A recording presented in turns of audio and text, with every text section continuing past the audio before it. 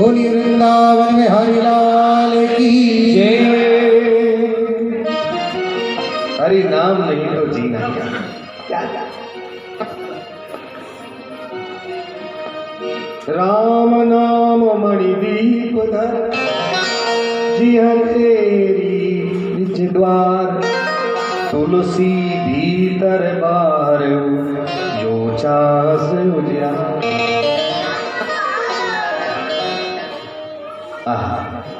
जिसकी रचना पर हरि नाम उच्चारण होता है उसकी अंदर और बाहर फिर उजाला। अपने आप अज्ञान का अंधेरा छाया। नाम है बड़ी शासन। नाम एव केवलम नाम एव कीर्तनम। अब ये मत कहना किसका नाम भजे। गोविंद का नाम भजो, राम का नाम भजो। अच्छे अच्छे निरंकारी भी मर जाते तो यही बोलते हैं राम नाम सबके है। हाँ समझ लें, सबके पीछे यही बोलते हैं। हाँ कितने निर्गुणी मर गए सबके पीछे यही बोलते हैं राम नाम सत्य, गोपाल नाम सत्य। कोई कहते हैं निरंकार नाम सत्य है, हरि का नाम। अरे जिसका आकार है ही नहीं फिर उसका क्या नाम और क्या उच्चारण, क्या ध्यान। प्रेमियों, भगवान का नाम ही कल्याण कर सकता है और कुछ साधन है ही नहीं कलयुग में। न तो कलयुग में ध्यान कर सकते हैं, न तप कर सकते हैं, न योग कर सकते हैं। योग के नाम पे कोई ढोंग करे वो बात अलग है। कलयुग केवल नाम आधार। तुलसीदास जी पहले ही लिख गए। तुलसीदास जी कोई साधक संत नहीं थे। वाल्मीकि तुलसी भय, वाल्मीकि ऋषि ही तुलसी भय। वाल्मीकि भगवान की उपाधि प्राप्त किए थे।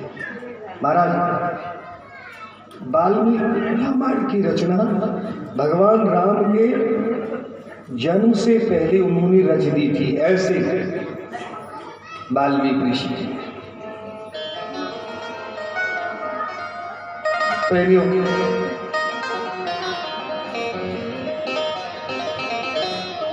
कपिल भगवान मां को उपदेश करते हैं सांख्य योग का। यम नियम, आसन, प्राणायाम। प्राणायाम में रेचक, कुंभक, पूरक 3 प्रकार से प्राणायाम क्रिया होती है। ये प्रैक्टिकल करके ही समझ आता है। ध्यान,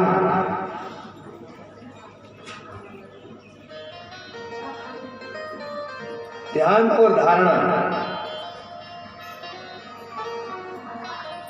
ध्यान में एकाग्रता होनी चाहिए। धारणा भगवत प्राप्ति की होनी चाहिए। योग में जीव और ब्रह्म के मिलन की स्थिति को योग कहते हैं। समाधि में देह का भान ही रहता है। समाधि में अपने स्वरूप में स्थित हो जाता है, उसको समाधि अवस्था कहते हैं। लेकिन इसका पहले भगवान के नाम से साधना, एकदम धीरे धीरे सीढ़ी चढ़ा जाता है। एकदम ऊपर की सीढ़ी नहीं चढ़ती, नहीं तो गिर जाओ। नीचे की सीढ़ियों पर चढ़े नहीं, ऊपर की सीढ़ी पे कोई बात करे तुम्हारा। हाँ तो प्रेमियों, कपिल भगवान अंतर ध्यान हो गए। माँ को उपदेश करते हुए देखा देवहूति माँ कपिल भगवान जब नहीं दिख रहे थे तो रोने लगी, बिलखने लगी। हाँ कपिल, बेटा कपिल कहाँ गए? कपिल मुझे छोड़ के कहाँ चले? रोते रोते भगवान कपिल के वियोग में विगलित हो गए। सिद्धिदा नाम की नदी के रूप में प्रवाहित।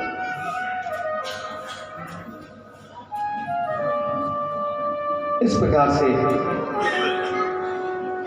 देवहूति देवी की चरित्र की कथा श्री सुखदेव जी ने सुनाई। मनु जी की दूसरी बेटी हुई, इसका नाम हुआ आकृति, जो रुचि प्रजापति के लिए गई।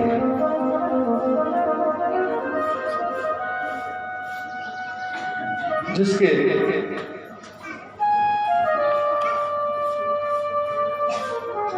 कहते हैं यज्ञ भगवान का प्रादुर्भाव हुआ। बोलिए यज्ञ भगवान की जय। यज्ञ की पत्नी का नाम है दक्षिणा। यज्ञ की पत्नी का नाम क्या है? दक्षिणा। यज्ञ के बाद में याज्ञिक ब्राह्मण को उचित दक्षिणा का प्रावधान होता है, उचित दक्षिणा देनी चाहिए। दक्षिणा के उपरांत ही यज्ञ का फल यजमान को प्राप्त होता है। दक्षिणा, दक्ष माने चतुर, ना माने नहीं। अब दक्षिणा में चतुराई नहीं दिखानी चाहिए। महाराज अब इतनी काम चलाए।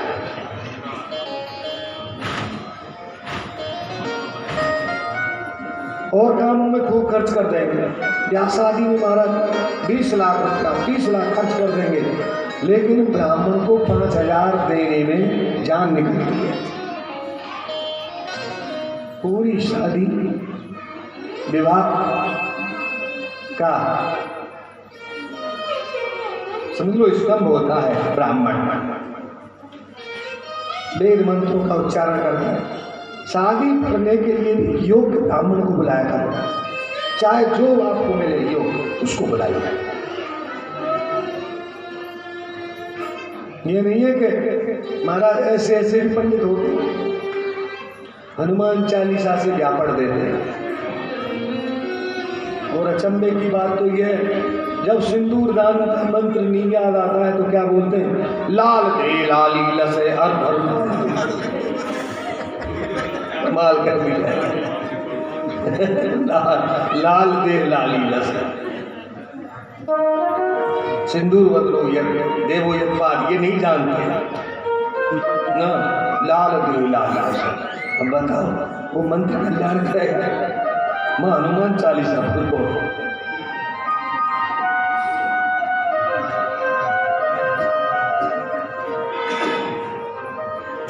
तो दक्षिणा, दक्ष माने चतुर, ना माने नहीं, उसमें चतुराई नहीं दिखानी चाहिए। खूब खुश होकर के, मैं कहता हूं ब्राह्मण को खुश कर दिया तो जिंदगी भर खुश ही रहोगे। यज्ञ का पूर्ण फल मिलता है ब्राह्मण की संतुष्टि। तो खूब, अब इस गांव की तो हम क्या प्रशंसा करें। महाराज खूब ब्राह्मणों की सेवा करते हैं, रोजाना रबड़ी है महाराज, खीर है, चूरमा, हलवा, खूब इतना इतना खिलाते, मना करते भैया कि नहीं देने, और खूब चकाचक और सुयोग्य ब्राह्मणों को बुलाते हैं। हमसे भी पहले रामहरि शास्त्री कितने योग्य व्यक्ति थे, ज्योतिषी प्रकार विद्वान, उनको भी बुलाते थे। तो इसमें तो तुम्हारी मैं तारीफ करता हूँ, तुम लोग गुण की परख तो करते हो और करना भी चाहिए। किसी ने कहा वो मद्दे हो जाएंगे, सस्ते हो जाएंगे, बोले हमको मद्दा चाहिए ही नहीं, वो तो महंगा चाहिए। इसमें तो आपको हिम्मत दिखाते हैं, हमको बोले मद्दा नहीं चाहिए और ना फ्री का चाहिए। अरे वो फलाना ने तो फ्री नहीं सुना, अरे हमको फ्री वाला नहीं चाहिए और ना मद्दा चाहिए। क्या मद्दा, क्या मैं योग्य व्यक्ति होना चाहिए, जो तुम्हारे सब कपाटों को खोल के रखे। बोलो वृंदावन बिहारी जय। तो प्रसूति का विवाह हुआ दक्ष के साथ। इनकी 7 कन्या थी। 27 तो चंद्रमा के लिए आई।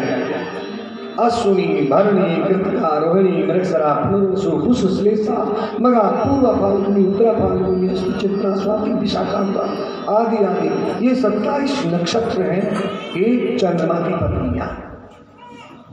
13 कश्यप ऋषि के लीला, द्वितीय, अद्वितीय, कद्र, इंद्र, सुरा, काष्ठ, ये सब कश्यप ऋषि। अच्छा एक बात बताएं, सृष्टि में सबसे ज्यादा सहयोग कश्यप ऋषि का है। जो भी कुछ दिखाई दे रहा है ये कश्यप ऋषि की सृष्टि। जितने जीव जंतु हैं, पशु पक्षी, नाग, किन्नर, चारण, गंधर्व, विद्याधर,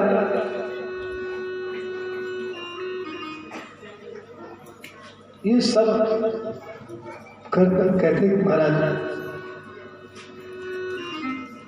ये कश्यप ऋषि के शब्द। जिसको अपना गोत्र ना हो, किसी जात का हो, किसी समाज का हो, वह अपना गोत्र कश्यप कह सकता है। कश्यप गोत्रोत्पन्नो हम। यद्यपि सबके गोत्र अलग अलग होते हैं, लेकिन अगर कोई किसी भी समाज का हो, उसको अगर गोत्र मालूम नहीं है संकल्प करने के लिए, तो कश्यप गोत्रोत्पन्नो हम कह सकते हैं। 10 धर्म के लिए इनमें से एक मूर्ति नाम की इनकी पत्नी थी, उसके द्वारा नर नारायण भगवान का अवतार हुआ। बोलिए नर नारायण भगवान जय। और एक सती सबसे छोटी, ये भगवान भूत भावन भोलेनाथ के लिए। बाकी जितनी इनकी बेटी थी मरीचि ऋषि के लिए जाती। ये सती वही है जो अपने पिता के यहाँ विरह की योगाग्नि में जल की भस्म हो गई।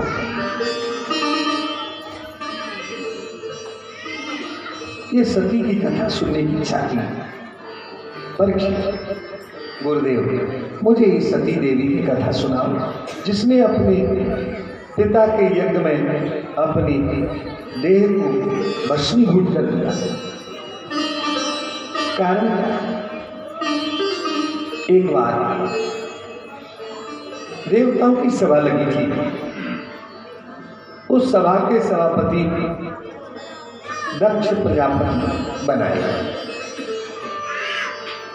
दक्ष प्रजापति को बनाए सभापति। सभी देवता विराजमान। दक्ष प्रजापति जैसे आए तो सबने उठ करके उनका अभिवादन किया, वंदन किया। सभापति, उस सभा में भोलेनाथ भी विराजमान थे, लेकिन भोलेनाथ को कोई पता नहीं था कौन आया है, कब आया है, कैसे आया। दक्ष ने देखा ये कौन बैठा है पीछे जो मेरे लिए खड़ा नहीं हुआ है। देखिए ये अहंकारी का लक्षण होता है। बैठे ये जितने भी देवता खड़े हैं वो नहीं दिख रहे, कौन खड़ा नहीं हुआ वो दिख रहा। मैंने बैठा हुआ एक व्यक्ति दिख रहा है और हजारों खड़े वो नहीं दिख रहे। ये कौन है जो पीछे बैठा है, जो मेरे लिए खड़ा नहीं हुआ। देवताओं ने कहा हे सभापति महोदय, ये तो आपके दामाद हैं, भूत पावन भोलेनाथ है। अरे मैंने बड़ी भूल की है जो इस मरकट नयन के लिए अपनी बेटी को विवाह दिया। यद्यपि ये मेरी बेटी के योग्य वर नहीं था।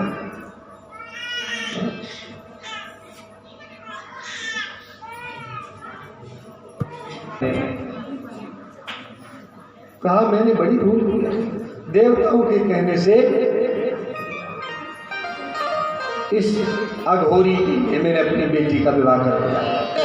ये क्या जाने मान मर्यादा, ये क्या जाने सकता, बड़ों का अभिवादन करना, ये क्या जाने।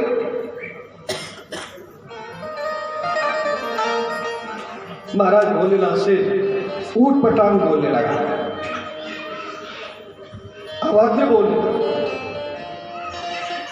नंदी से सहनी हुआ। कहते न हरि गुरु निंदा सुनहि जो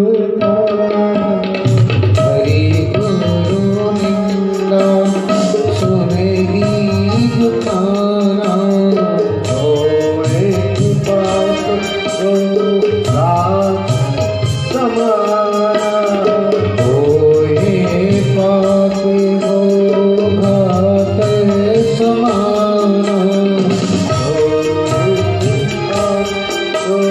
घात समाना। हरि गुरु निंदा सुनी चाहिए, भगवान की निंदा नहीं सुनी चाहिए, गुरु निंदा नहीं सुनी। प्रेमियों,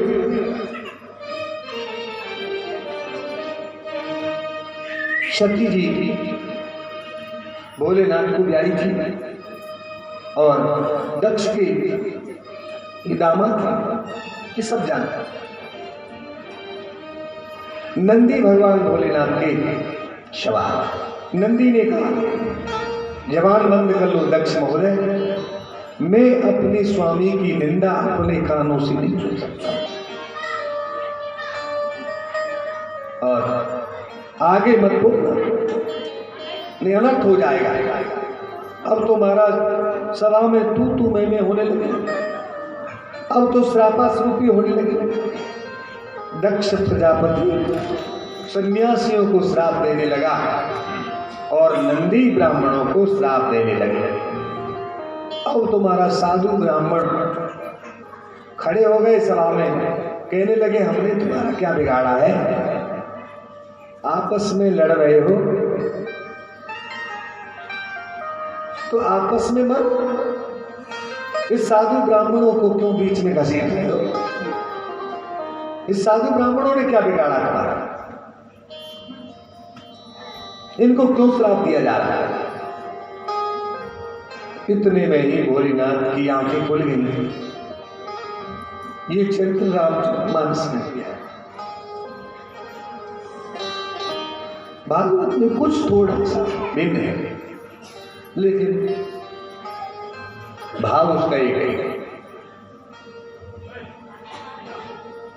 अब तो महाराज भोलेनाथ की आंखें खुल गई और भोलेनाथ ने कहा, नंदी क्या बात है? नंदी ने सब समाचार सुना दिया।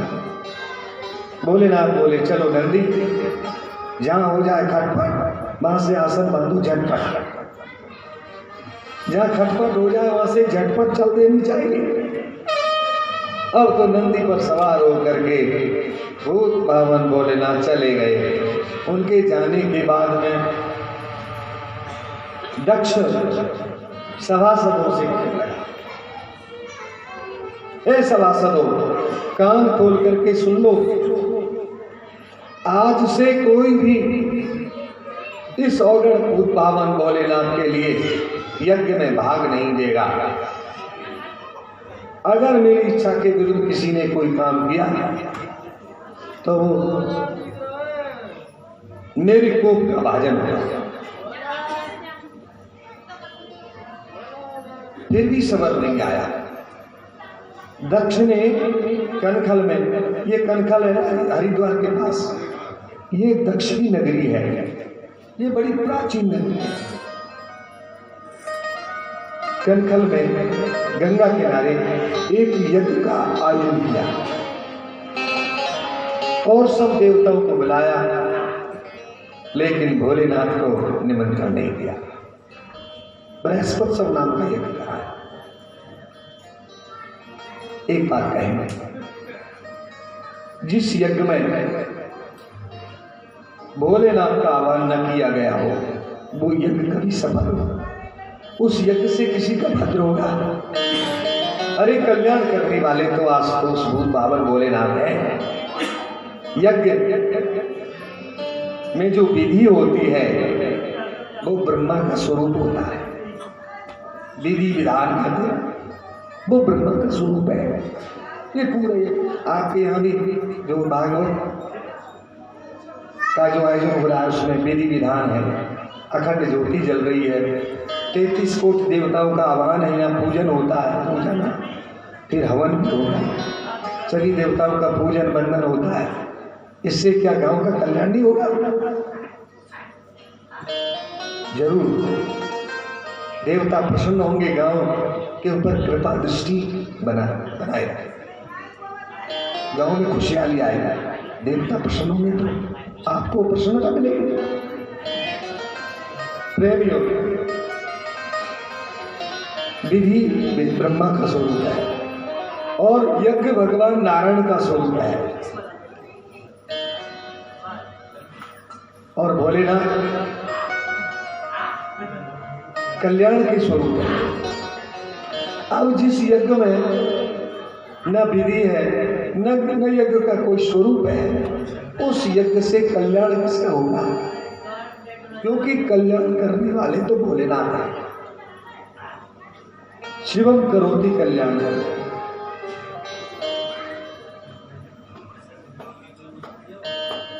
आशुतोष भूत पावन भोलेनाथ कल्याण के प्रदाता है। जब जिस यज्ञ में भोलेनाथ को भाग नहीं है, उस यज्ञ में न ब्रह्मा जाते हैं न विष्णु जाते हैं, तीनों देवा एक ही से लगा। यज्ञ शुरू हो गया।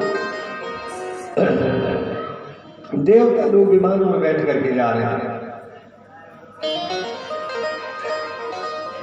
देवांगनाएं विमानों में बैठ के मंगल गान करके वही जा रहे हैं कि सती बिलोके व्योम विमान, सती बिलोकत व्योम विमाना, क्या सुंदर देवीमान, चले जात सुंदर वेदनाना, सती बिलोके व्योम विमान। सती बिलोके व्योम विमाना। सती जी ने व्योमानी आकाश में विमानों को जाते हुए देखा, मंगल गान करते हुए देवांगनाएं महाराज जा रही। सती जी ने कहा, हरी बहन देवांगनाओं, आप ये मधुर मंगल में ये मंगल गान करती हुई कहाँ जा रही? देवांगनाओं ने कहा, बहन सती, आपको पता नहीं? अरे आपको तो पहले पता होना चाहिए, तुम्हारे पिताजी के यहाँ बहुत सुंदर एक यज्ञ हो रहा है। हम सबको यज्ञ में निमंत्रण आया है, तो यज्ञ में भाग लेने जा रही हैं। तो क्या आपको पता नहीं? क्या आप भी चलोगे? अब देवता महाराज जानबूझ करके और सती जी कि वो भोलेनाथ के आश्रम के ऊपर होकर के विमान, यद्यपि देखिए रेलगाड़ी की मजबूरी, वो रेल की पटरी पर ही चलेगी। रेलगाड़ी केवल पटरी पर चलेगी और मोटर गाड़ी सड़क पर ही चलती है। लेकिन हेलीकॉप्टर को तो आप कहीं से इधर से भी ले जाओ, इधर से भी ले जा सकते हैं। जानबूझ करके भोलेनाथ के आश्रम के ऊपर होकर के जा रहे हैं। हाँ, और सती जी को जनाने, सती जी ने कहा, तो मुझे पता चल गया मेरे पिता के यहाँ यज्ञ हो और मैं नहीं जाऊं, ऐसा तो हो ही नहीं सकता। निमंत्रण देने वाला रास्ते में भटक गया। आप कभी जाना हिमाचल, महाराज ऐसे रास्ते हैं, आप अगर भटक गए तो फिर भटक गए। पहाड़ ही पहाड़, नदियां, ऐसे घूम करके आओ, फिर यूं यहीं आ जाओगे, फिर ऐसे चलोगे, फिर ऐसे चलोगे, ऐसे। हम तो हिमाचल में जाते हैं, कुल्लू, मनाली, मंडी आदि बिलासपुर। प्रेमियों,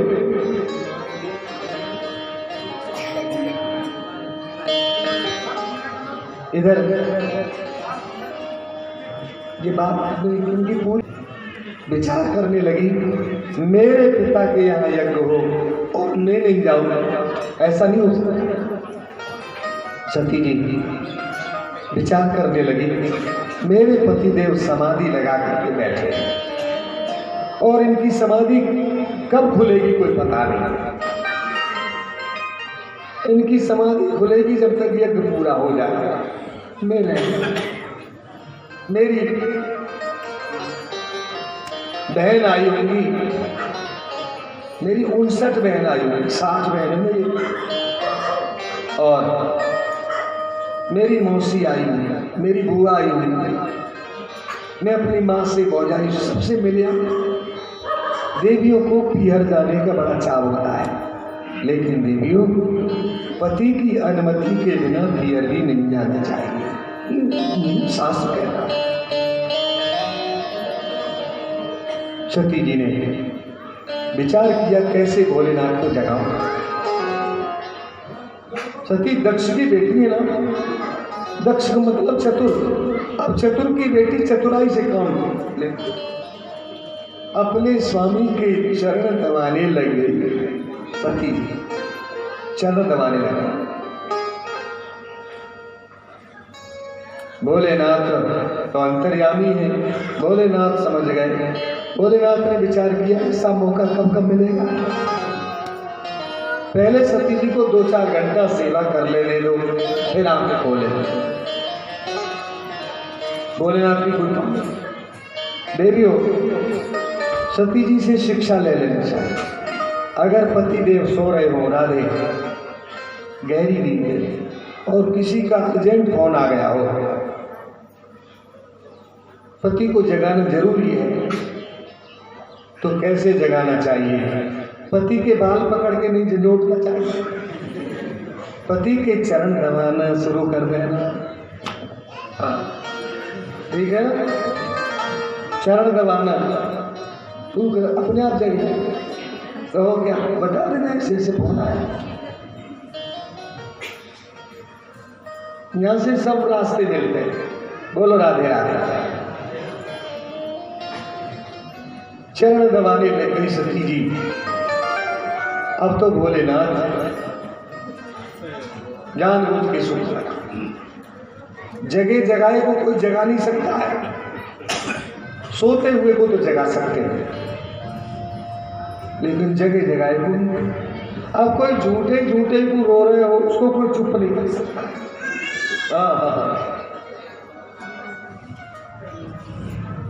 सती जी जोर जोर से दबाने लगे, पसीना पसीना हो गई। भोलेनाथ तो अंतर्यामी है, समझ गए सती जी परेशान हो गई हैं। देखिए जिसको देखो वही परेशान। महाराज मैं बड़ा परेशान, और तो सब ठीक है लेकिन बड़ा परेशान। जब तक शान में रहोगे तब तक परेशान ही रहोगे। बोलो राधे। शान को परे कर दो तो कोई परेशान नहीं, शान में परेशान। जिसको देखो मुझे शांति नहीं, शांति की इच्छा मत करो, इच्छाओं को शांत करो तो शांति अपने आप मिलेगी। जब तक इच्छाओं की काम न करो, जब तक इच्छाएं, जब तक शांति नहीं। इच्छाओं को शांत कर दो तो शांति। सती जी परेशान। भोलेनाथ ने कहा देवी सती आज तुम मेरी समाधि में कैसे सेवा कर रही हो? सती जी कहती है स्वामी कि प्रजापते से ससुरस्य सांप्रतम, भागवत में लिखा है, निर्यापितो यज्ञ महोत्सव अखिल। हे स्वामी प्रजापते ससुरस्य, आपके ससुर साहब प्रजापति दक्ष महोदय एक बहुत बड़ा यज्ञ करा रहे। ये नहीं कहा मेरे पिताजी, ये कहा आपके ससुर। कहीं ससुर के नाम पर खुश हो जाए।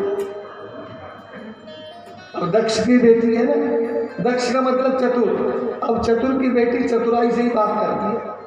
हाँ, नेका गुण तो होता ही है कि प्रजापति स्ते ससुर शांत। आपके ससुर साहब प्रजापति दक्ष बहुत बड़ा यज्ञ कर रहे हैं। सभी देवता देवांगनाओं को लेकर के जा रहे हैं। आप भी मुझे अपनी नादिया पर बिठा करके ले चलो, मैं भी देख आऊंगी यज्ञ महोत्सव स्वामी। अच्छा देवी, इसलिए आपने मुझे जगाया है। देवी, कोई निमंत्रण आया है, कोई चिट्ठी पत्री आई है, कोई बुलावा आया है? अब कोई निमंत्रण आया हो तब न बताए। कहा स्वामी, आप ही तो कहा करते हैं भगवान के मंदिर में, भगवान की कथा में, गुरु के दरबार में बिना बुलाए जाना चाहिए। वहां से बुलावा की जरूरत, निमंत्रण की जरूरत नहीं है, नेह की जरूरत है। लेकिन तुम्हारे पिता के तो हमारे प्रति नेह भी नहीं है देवी, फिर जाना कैसा है? जो बिन बोले जाओ भवानी, जो बिन बोले जाओ भवानी,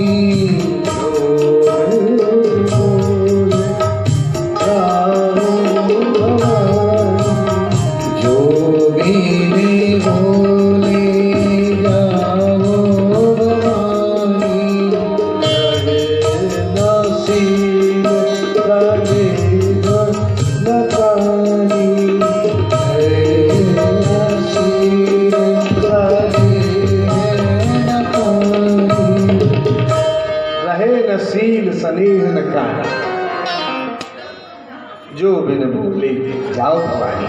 हे भवानी, अगर आप बिना बुलावा के जाओगी तो तुम्हारा सिर सने नहीं रहेगा, कोई तुम्हारी आवाज नहीं, तुम्हें इज्जत नहीं मिलती, बिना बुलाए इज्जत नहीं मिलती। इसलिए वहां जाना अच्छा नहीं। आपका कथा में तो गांव में कथा हो, मोहल्ला पड़ोस में हो, बिना बुलाए जाना चाहिए। लेकिन रिश्तेदारी में अगर कथा हो रही हो तो वहां बिना नौते के नहीं जाना चाहिए। गांव में तो जाओ, मंदिर में तो बिना बुलाए जाओ, जाना ही चाहिए।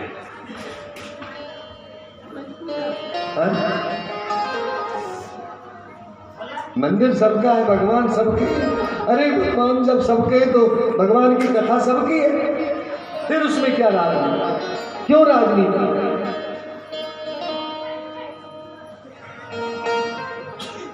भोलेनाथ कहते हैं देवी,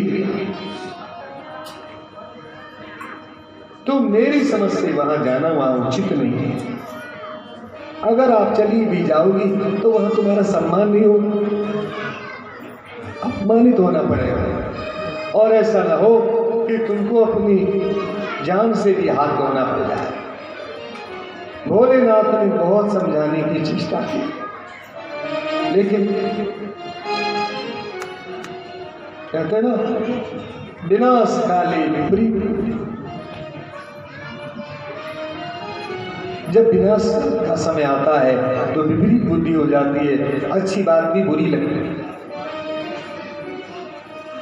तो भोलेनाथ समझ गए हैं, मेरे समझाने पर भी सती जी नहीं समझ रही हैं, तो लगता है विधाता बाप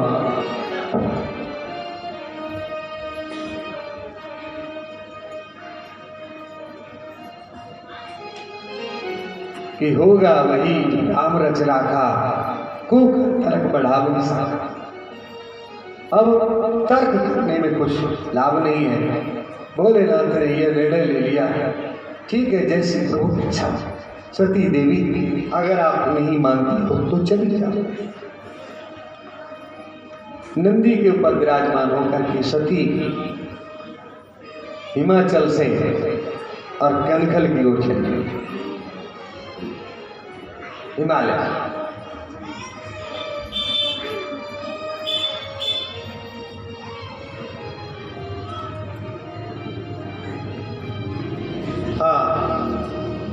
पिता भवन जब गई भवानी, भवन जब गई भवानी, दक्षिणास आहुना हनुमानी, दक्षिणास आहुना हनुमानी, दक्षिणास आहुना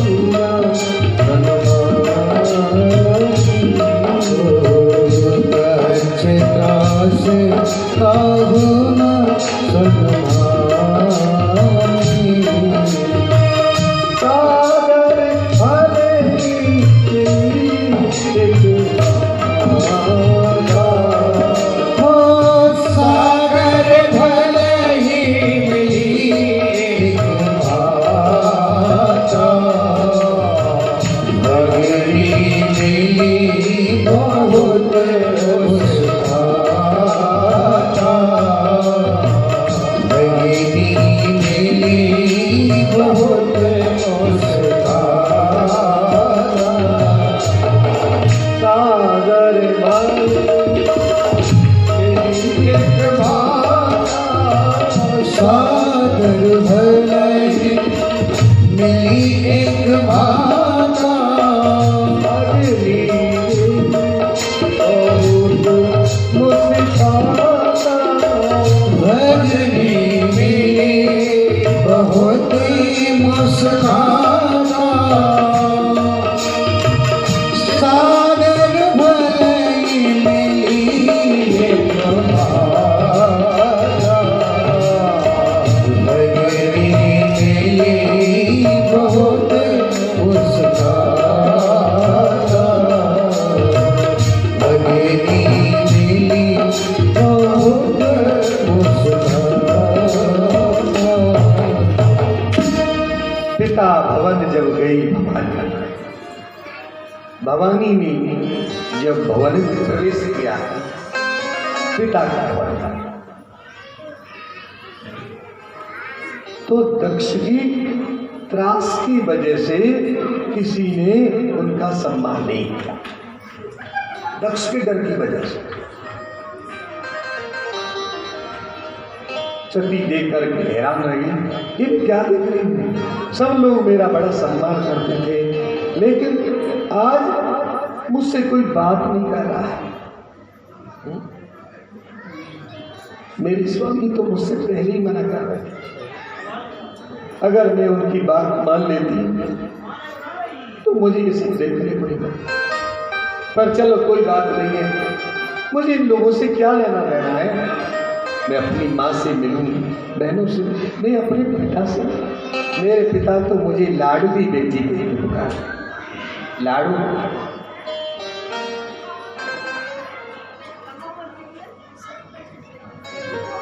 सागर भले मिली माता, माँ तो माँ माँ ममतामयी होती है, माँ करुणामयी होती है, माँ वात्सल्यमयी होती है, माँ तो ममता की मूर्त है। माँ की ममता को कौन कर सकता है? माँ ने अपनी बेटी को गले से लगा लिया और कहा, बेटी तूने बहुत अच्छा किया। सती, अगर तू नहीं आती तो मुझे कुछ अच्छा नहीं लगता। सती, तूने बहुत अच्छा किया बेटी, तू आ गई, मुझे धीरे।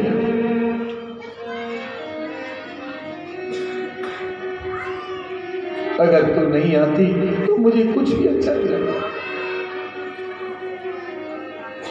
माँ के 4 बच्चे होते हैं, चारों के ऊपर बराबर की ममता होती है। पुत्रो कुपुत्रो भवति क्वचिदपि माता कुमाता भवति।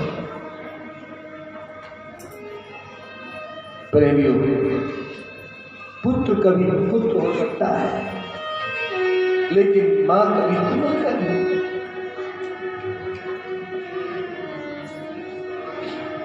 तेरे जीवन में खुशियां तमाम आएगी, तेरे जीवन में खुशियां तमाम आएगी।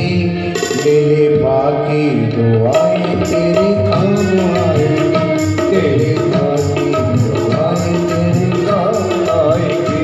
तेरे जीवन में खुशियां तमाम आएगी, तेरे जीवन में खुशियां तमाम आएगी। तेरे बाकी दुआएं तेरे काम आएगी, तेरे बाकी दुआएं तेरे काम आएगी।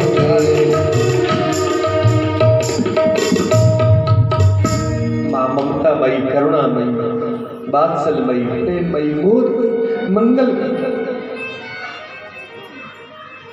मां की ममता की तुलना हो।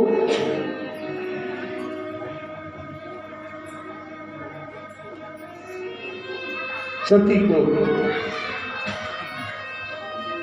कुछ शांति नहीं, मेरी बातों मुझसे मिल रही, दुनिया से मुझे क्या रहना। सागर गली मिली एक माता, लेकिन भगनी मिली बहुत मुस्कान। भगनी माने बहन, बहन मिली तो है कम, लेकिन मुस्करा ज्यादा है, बिना नौते की आती। जैसे सती आई वैसे हम तो नहीं आते। कहती है चलो बहन तुम आ गई सती, तुमने अच्छा किया, तुम आ गई।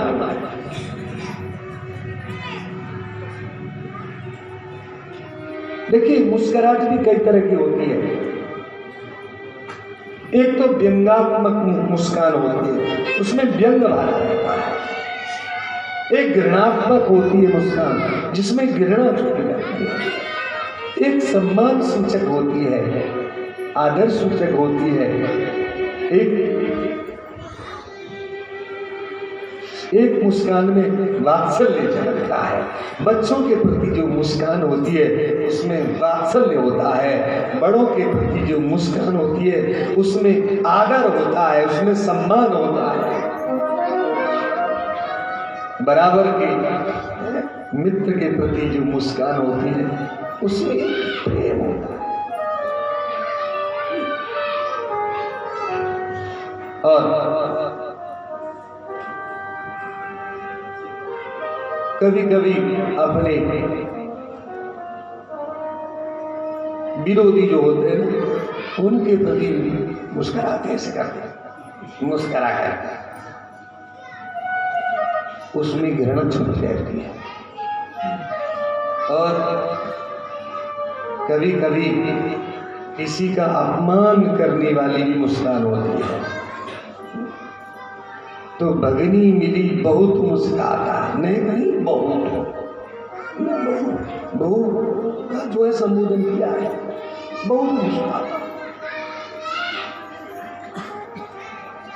श्री सती जी ने देखा, बोले चलो कोई बात नहीं, बहनों से बोली जितना इन बहनों का इस घर में अधिकार है उतना मेरा भी इस घर में अधिकार है। मैंने भी तो इस घर में जन्म लिया है, मैंने भी तो इस घर में जन्म लिया है, तो बहनों से मुझे क्या लेना। मेरी माँ ने मेरा इतना, और मेरे पिताजी तो मुझसे लाडली बेटी कहती पुकारते, लाडली बेटी, लाडो। मैं अपने पिताजी से मिलूंगी। दक्ष प्रजापति उनके पिता है, पिता से मिलने के लिए जब आगे बढ़ी, दक्ष न पूछी कछु को सुना, दक्ष न पूछी कछु को सुना, दक्ष न पूछी कछु को सुना, दक्ष न पूछी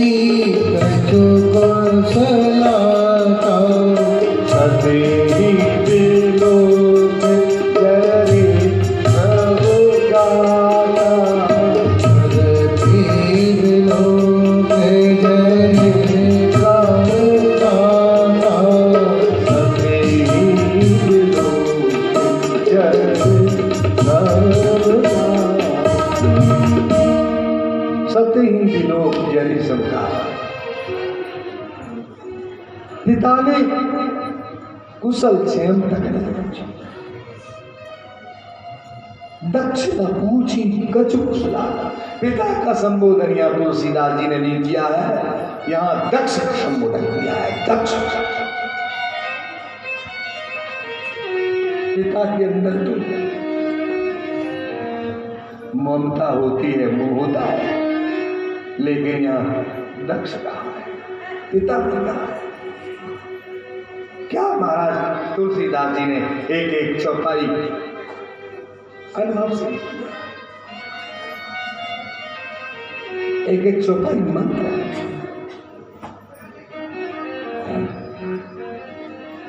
दक्ष न पूछी कछु कुशला। बेटी से कुशल क्षेम तो भाग में, अरे अपनी पुत्री की तरफ दया की दृष्टि से देखा सती आ गई है। सती को देख करके उसने मुंह मोड़ लिया। चल सती बड़ा कष्ट हुआ। मेरे पिताजी तो मुझे लाडली बेटी कह के पुकारते थे, आज मुझसे मुख मोड़ ये मैं क्या देखूं? मेरे स्वामी ने तो मुझसे पहले ही मना किया, देवी सती तुम वहां मत जाओ, वहां जाने से तुम्हारा कल्याण नहीं होगा, तुम्हारा सम्मान नहीं होगा, तुमको पछताना पड़ेगा, तुमको रोना पड़ेगा। अगर मैं अपने पति की बात मान लेती तो मुझे ये दुख देकर को नहीं।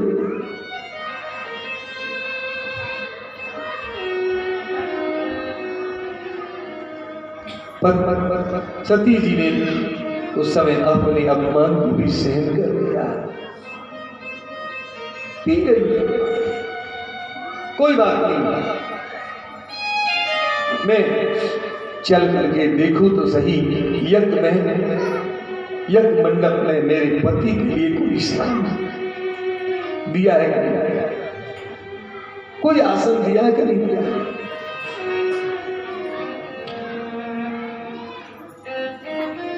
देखन गई सती जब जागा, कतहु न देखी शंभु कर भागा। श्री राम जय राम जय जय राम, श्री राम जय राम जय जय राम। देखन गई सती जब जागा, कतहु न देखी शंभु कर भागा। श्री राम जय राम जय जय राम, श्री राम जय राम जय जय राम। देखन गई सती जब जागा, यज्ञ को देखने गई यज्ञ मंडप में, तो कतहु न देख शंभु कर भागा। भगवान भूत पावन भोलेनाथ आशुतोष महादेव, जो देव ही नहीं है महादेव, देवादिदेव महादेव, उनके लिए कोई यज्ञ में भागना, कोई आसन नहीं। देख करके सती जी बड़ी क्षुब्ध हो गई, बड़ी दुखी हो गई, उनको बड़ा कष्ट हुआ। मैं ये क्या देख रही हूं, मेरे भोले स्वामी का ये अपमान, ये मैं सहन नहीं करता। मैंने अपना अपमान तो सहन कर लिया, लेकिन अपने स्वामी का अपमान नहीं सहन कर सकता। महाराज देवियां अपने पति के पीछे अपने पीहर वालों से भी लड़ जाते हैं, और सब सहन करके थी, लेकिन पतिव्रता देवियां अपने पति का अपमान सहन नहीं करती हैं पीहर में। भाई को भी डांट देती,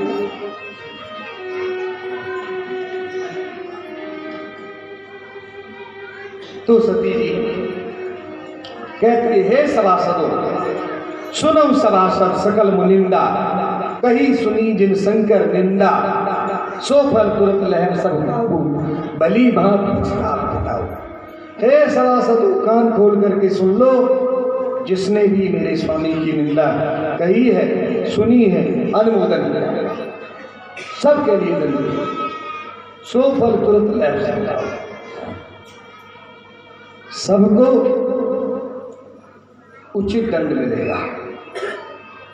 और ये मेरा पिता अभिमानी जो गर्दन हिला रहा है, एक समय ऐसा होगा मेरी स्वाभिमानी पिता की गर्दन को तोड़ मरोड़ कर हवन कुंड में स्वाहा कर श्राप।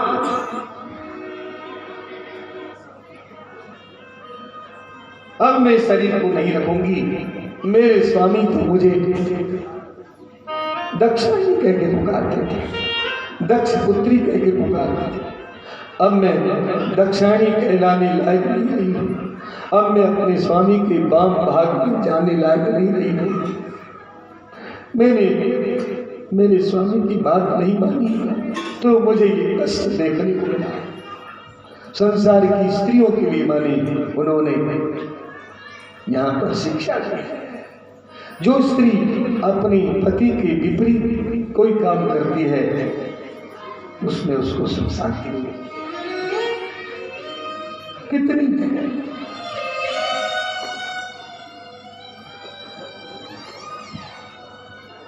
सती जी ने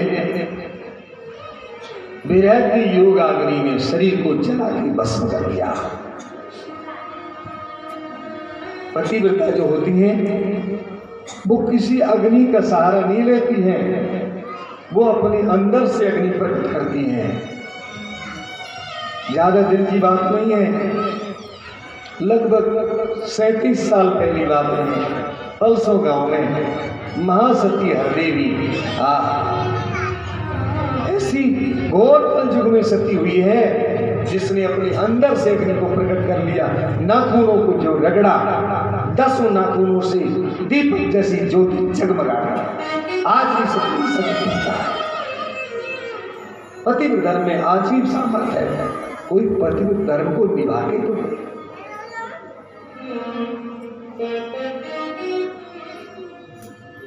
पतिव्रत धर्म में वो शक्ति है।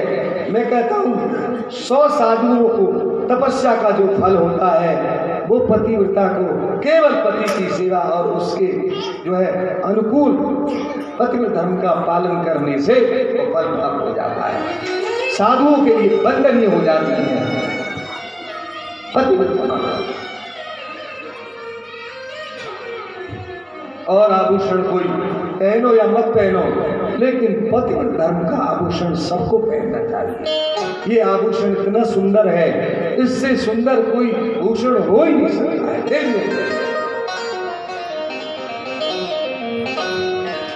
माताओं बहनों,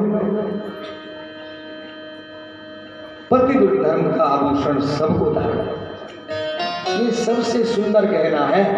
इससे सुंदर गहना दुनिया में कोई सुनार को बना के नहीं दे सकता है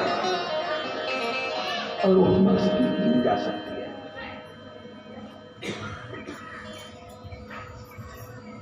राधा सती हरदेवी की कहानी आपने सुनी होगी। इनके पति का नाम था पंडित राधेश्याम शर्मा। राधेश्याम पंडित जी बहुत दिनों से बीमार थे। इनको कैंसर की बीमारी हो गई, लाइलाज नहीं, कई साल बीमार। एक रोटी खाते तो एक रोटी हरदेवी सब्जी खाते।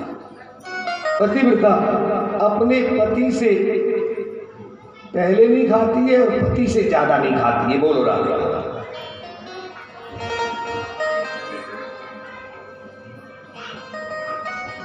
महाराज उसने आधी रोटी खा करके अपना जीवन निर्वाह किया। एक समय जैसे पति को दलिया घोल करके कुछ पिलाती, जितना वो पीते उतना ही वो लेते। एक समय ऐसा हुआ कि उसके पति का देहावसान हो गया। देहावसान हो गया। छोटे छोटे बच्चे घर में हमारा शोक की लहर छाई। चारों ओर उधर हो रहा। सबसे कहने लगी, सब शांत होकर के मेरी बात सुन लो। बच्चों को जैसे रखना वैसे रखना। मैं अपने पति के साथ सती हूं। घर वाले परेशान, कहा देवी इन बच्चों का पालन पोषण कैसे होगा? ऐसा मत करो। कहा सबका पालन पोषण करने वाले तो भगवान होते हैं, मैं कौन हो सकता हूं? जिसके माँ बाप नहीं होते उसके बच्चे नहीं पलते क्या? बोले कि मैं अपने पति के साथ सती होंगी, ये मेरा अंतिम फैसला है और मुझे कोई रोक नहीं सकता है। महाराज कितनी विघ्न बाधाएं आई, पुलिस को भी बुला लिया, लेकिन पुलिस भी आ गई। मैं तो बिल्कुल शॉर्ट में आपको बता रहा हूं। उसके पति के सबको ले गए। पहले तो जलाने की कोशिश की, सती को पकड़ लिया, लेकिन सती ने चैलेंज दे दिया था, किसी की मजाल नहीं जो मेरे पति के सबको जला दे, ले जाओ, मेरी इच्छा के बिना जला नहीं सकते। मिट्टी के तेल की कट्टी उड़ेगी, लेकिन राधे श्याम पंडित जी के शरीर में आग नहीं लगी। ये ऐसे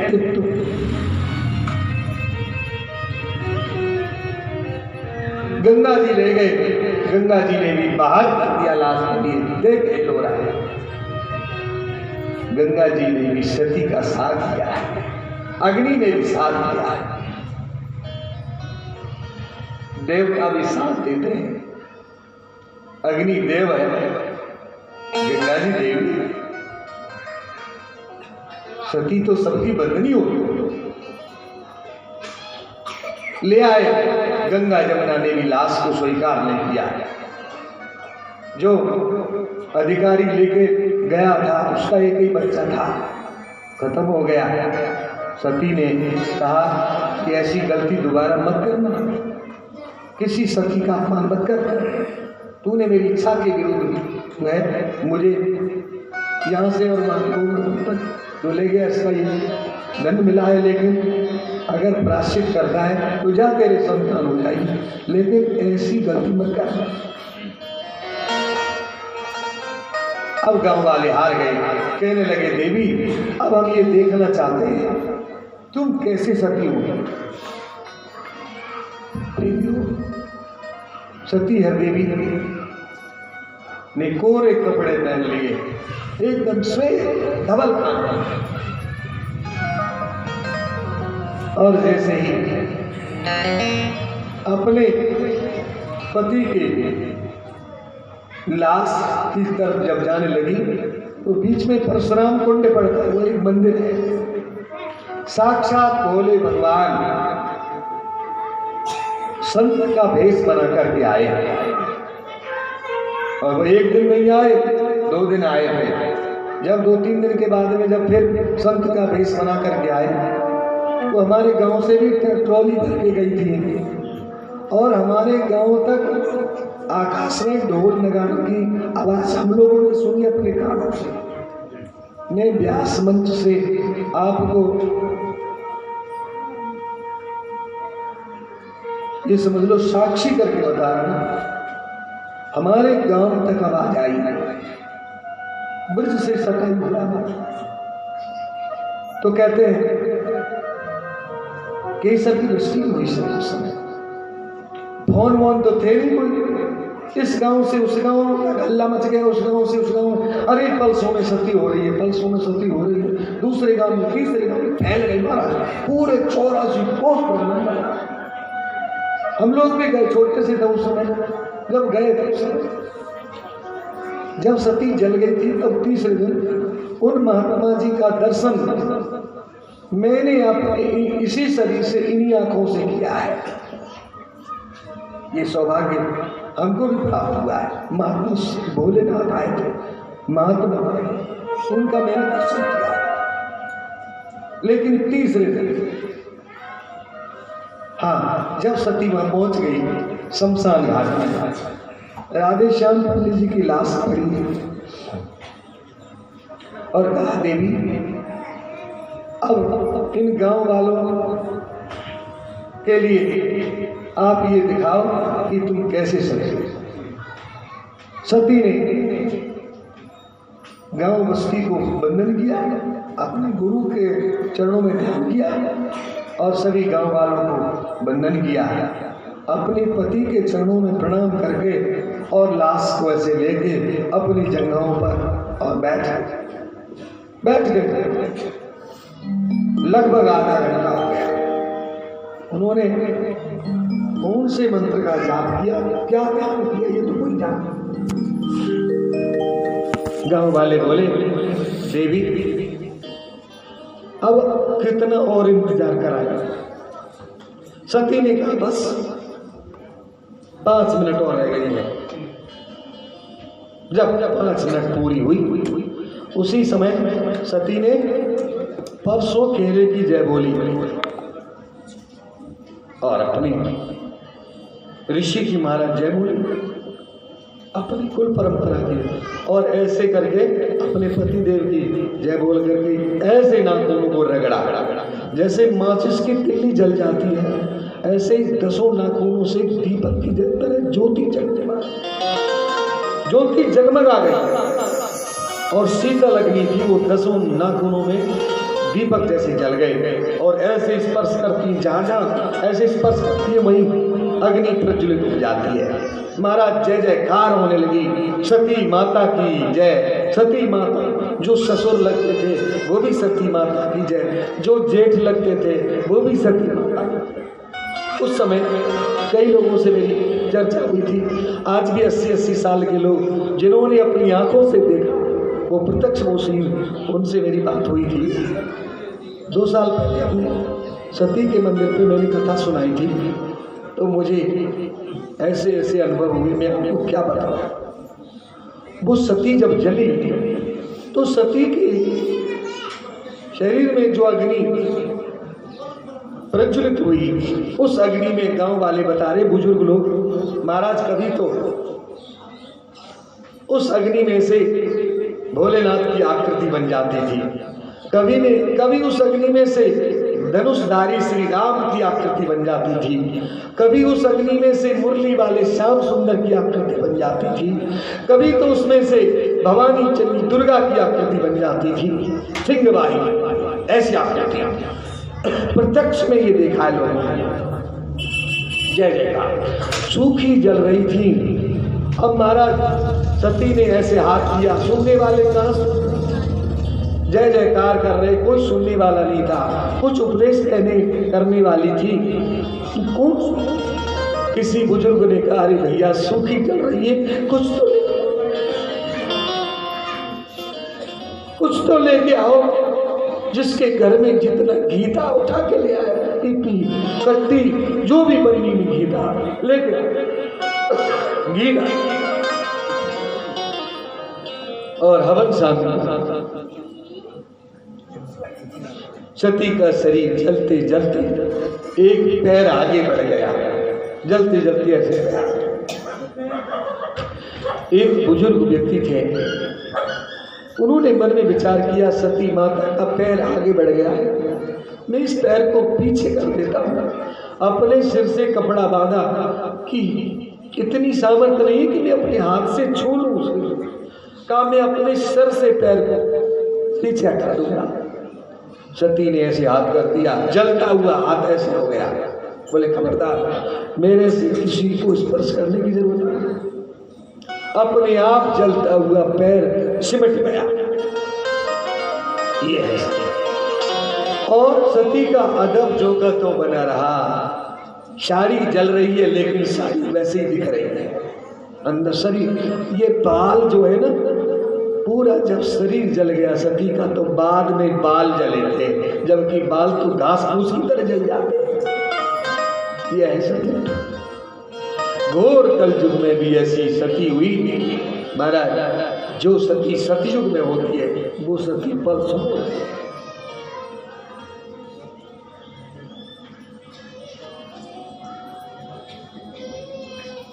मैंने कवित्व भी बनाया था, कविता, तो मुझे ध्यान वो याद नहीं रही है।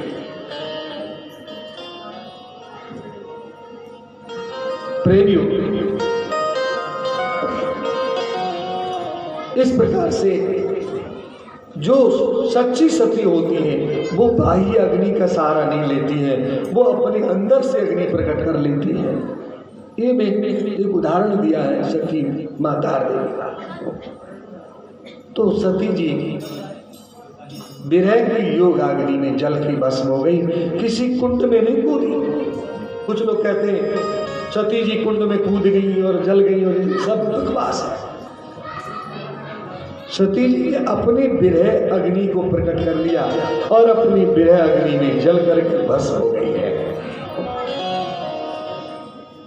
बोली सती माता की जय। अब तो महाराज वहां पर नंदी जो है यज्ञ को विध्वंस करने लगा। यज्ञ के होताओं ने मार पीट करके भगाया।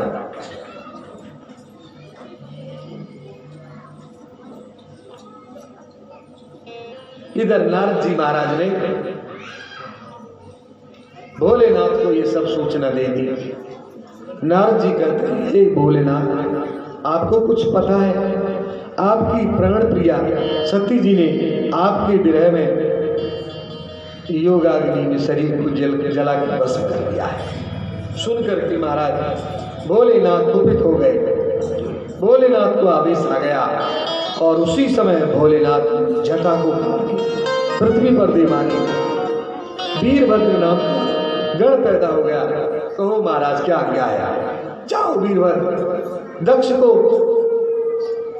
मार डालो, उसके गर्दन को तोड़ मरोड़ करके हवन कुंड में स्वाह कर देना, यज्ञ के होताओं के उचित कर देना। वीरभद्र का कोप हटाए। कुपित होकर के वीरभद्र गणों के सहित गए, यज्ञ को ध्वंस करने लगे। यज्ञ के होता है, भृगु जी आए दाढ़ी हिलाते हुए, भृगु जी की दाढ़ी को पकड़ के उखाड़ लिया घोंसले की तरह। भूखा ऋषि आए दांतों को खटखटाते हुए, एक मुष्टिका मारी, पूरी बत्ती सी बाहर आ गई। भग ऋषि आए आंखों को निकाल करके, आंख निकाल करके डॉक्टर ने दोनों आंखों में दोनों उंगली चला दी। माने भग ऋषि की दोनों आंखों का ऑपरेशन कर दिया, दोनों आंखों डाल। अब तो यज्ञ होता जितने थे सब में भगदड़ मच गई। दक्ष प्रजापति आया, गर्दन देखो, मैं अभी देखा, दक्ष प्रजापति की गर्दन को तोड़ मरोड़ करके हवन स्वागत। अब तो हाहाकार मच गई, जान बचाने की लाले पड़ गई। देवता भागे, देवता भगवान की शरण में महाराज जाने लगे, पुकारने लगे, हे प्रभु बचाइए बचाइए। भगवान कहते हैं, देवताओं मैं भी तुम्हें नहीं बचा सकता हूं, क्योंकि शिवद्रोही मनु दास कहा, सोनर मोहे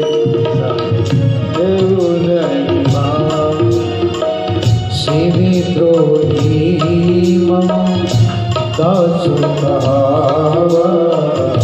सोनर मोहे सको नेहु नहीं भावा।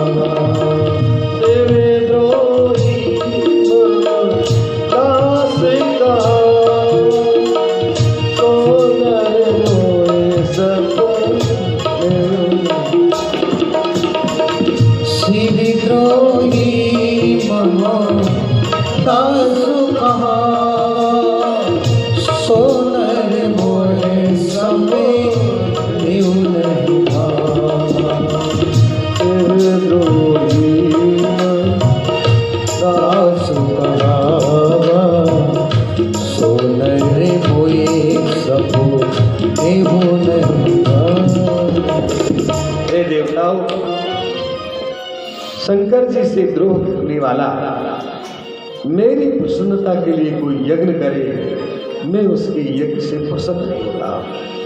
शंकर जी की प्रसन्नता ही मेरी प्रसन्नता है। अगर तुम क्षमा होना चाहते हो तो मैं भी तुम्हें क्षमा नहीं कर सकता हूँ। जाओ भोलेनाथ की शरण में, वही तुम्हें क्षमा कर सकते हैं। शंकर जी से द्रोह करने वाला मुझे स्वप्न में मिलता बाधा नहीं, स्वप्न में मिलता। उन्हीं की शरण में जाओ, वही तुम्हें क्षमा जाए। गए। नमामि समीसा निर्वाण रूप विभुं व्यापकं ब्रह्म वेद स्वरूपं निजं निर्गुणं निर्विकल्पं निरीहं चिदाकाशमाकाश वासं भजे। निराकार ओंकार, भोलेनाथ ही निराकार है। निराकार ओंकार है क्या नहीं? निराकार ओंकार मूलम तुरीयम गिरा ज्ञान गोतीत नीसम गिरीशम करालम महाकाल कालम कृपालम।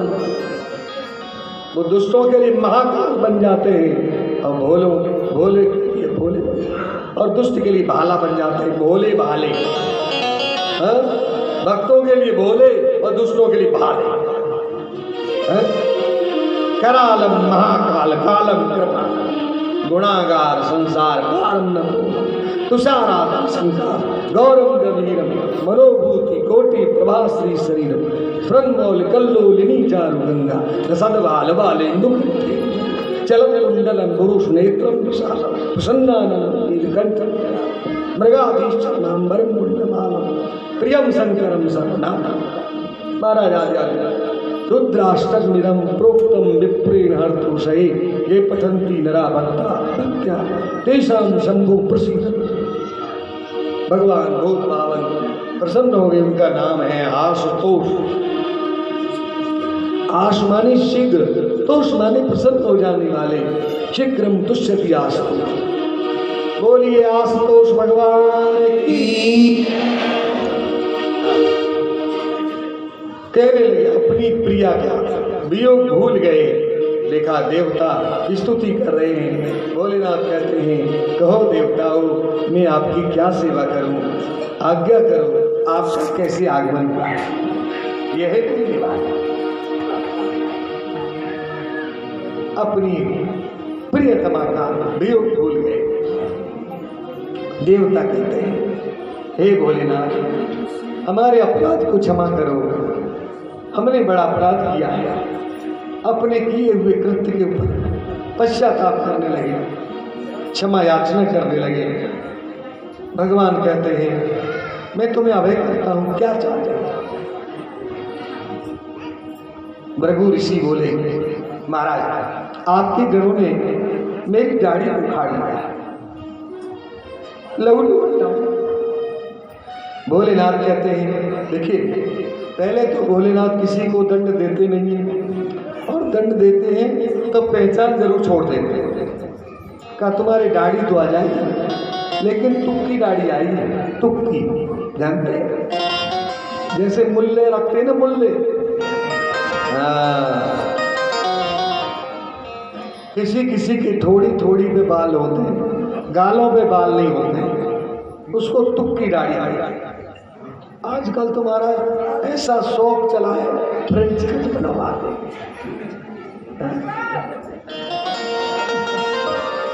हिंदू भी मुल्ले बने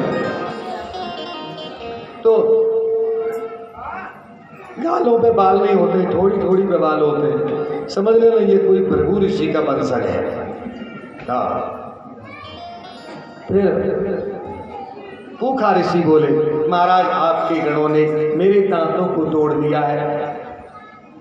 मैं दांतों के बिना बेदांत। बोले कोई दांत नहीं है। पूखा जी आप जो है सतुआ खा के गुजर कर लेना। बोले महाराज सतुआ कब तक खाऊंगा, रोजाना सतुआ भी तो हलवा खा ले। का रोजाना हलवा भी नहीं खा सकता हूँ। रोजाना कौन हलवा है? तो कहा यज्ञ होताओं की तुष्टि से पहले तुम्हारी पुष्टि हो जाएगी, हम तुम्हें आशीर्वाद। महाराज यज्ञ में आज भी भूखा ऋषि को आहुति स्पेशल दी जाती है।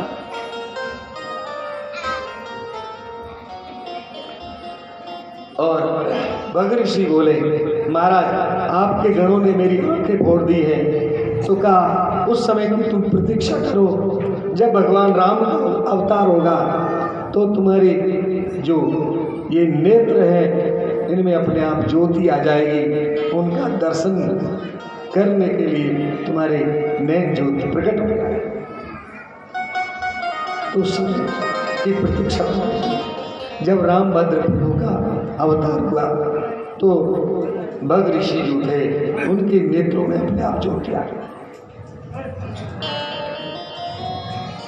अब सबको भगवान ने अभयदान किया। अब क्या चाहते हैं? बोले महाराज आपके गणों ने दक्ष प्रजापति को गर्दन तोड़ मरोड़ करके हवन कुंड में स्वागत किया। यज्ञ अधूरा रह गया, पूर्ण आहुति नहीं हुई है। यज्ञ की पूर्ण आहुति होनी चाहिए, अन्यथा अब यज्ञ होना बंद हो जाएगा। तो भोलेनाथ कहते हैं भाई यजमान के बिना पूर्णाहुति तो हो नहीं सकती। देवता लोग बोले कि आप तो सब कुछ कर सकते हैं, आप तो दक्ष को जिंदा भी कर सकते हैं, तो एक काम करो, एक बकरे का सिर ला करके उसके सिर पे फिट कर दो और संजीवनी के द्वारा उसको जीवित कर दिएगा। बकरे के लिए क्यों कहा? बकरे के लिए इसलिए कहा, बकरा भी एक ही शब्द ज्यादा बोलता है, मैं करता है। ये बकरा भी मैं ज्यादा बोलता है और दक्ष भी मैं ज्यादा बोलता था। मैं ये हूं, मैं वो हूं, ये करूं, मेरी आज्ञा का पालन। ये मैं अहंकार का प्रतीक है। जो ज्यादा मैं करते हैं वो अगले जन्म में बकरा बनते हैं। बोलिए शंकर भगवान की। तो दक्ष के लिए बकरे का सिर लाया गया और बकरे के सिर को दक्ष के गर्दन पर रख दिया, संजीवनी के द्वारा जीवित कर दिया। अब जिंदा हो गया तो फिर भी मैं करने लगा। देवता लोग बोले रे मूर्ख, तू पहले भी मैं करता था, अरे अब तो बम भूल गया, जिससे तेरा कल्याण हो गया। अब तो बम बम बम, कभी बकरा बम बम करता है, बम बम बम करता है, सब बम बम करने लगा। भोलेनाथ के खिला करके हंस गए। भगवान भोलेनाथ बड़े दयालु। अगर आप पूजा करके मंत्र बोलना नहीं जानते,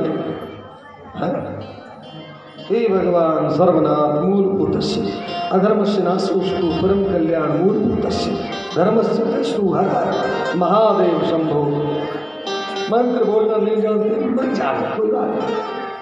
आप जल चढ़ाते जाओ, हर हर गंगे ऐसा करके जल चढ़ा बम बम, बस गाल बजा के इसमें भोलेनाथ प्रसन्न हो जाते। न जाने कौन से गुण पर दयानिधि की जाए, इतने बोले महाराज, इतने सहज। आप धतूरे के फूल को कोई चढ़ा दे तो प्रसन्न, कोई जहर भी चढ़ा दे तो प्रसन्न, कोई भांग चढ़ा दे तो प्रसन्न। भोलेनाथ से निराला, शंभुनाथ से निराला कोई और नहीं। भोलेनाथ से निराला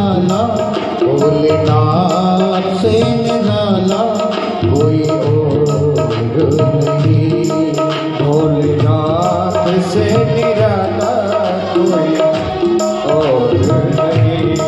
अपने भक्तों का रखवाला हो,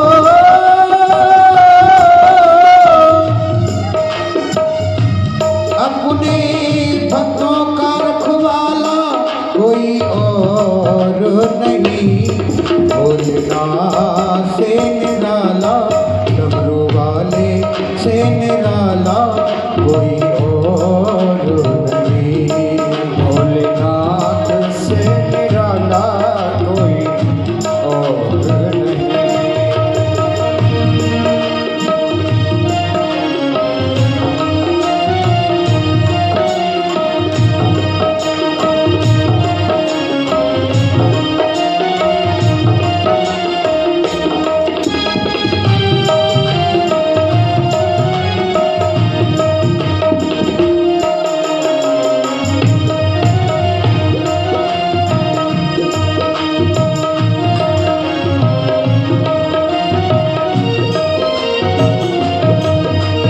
शिव का डमरू डम डम बोले, अगम निगम के भेद खोले।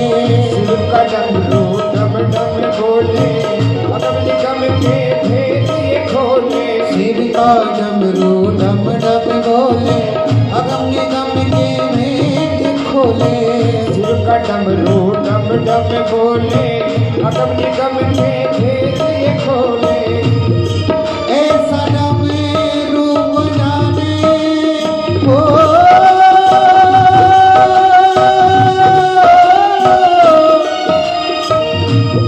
ऐसा डमरू बजाने वाला और नहीं, भोलेनाथ से निराला, शंभुनाथ से निराला कोई और नहीं, भोलेनाथ से निराला कोई और नहीं।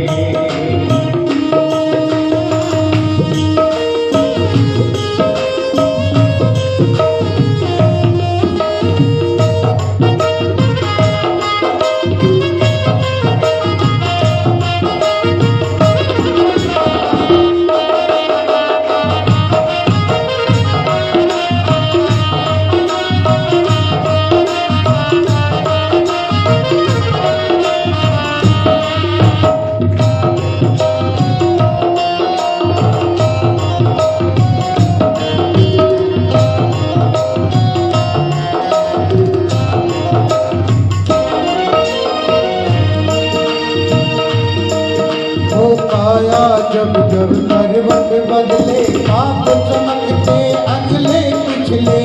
काया जब जब करवट बदले, पाप चमकते अगले पिछले। काया जब जब करवट बदले, पाप चमकते अगले पिछले। काया जब जब करवट बदले, पाप चमकते अगले पिछले।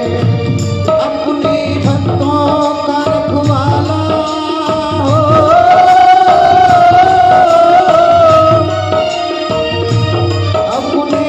भक्तों का रखवाला कोई और नहीं, भोलेनाथ से निराला, भगवान से निराला कोई और नहीं, भोलेनाथ से निराला कोई और नहीं।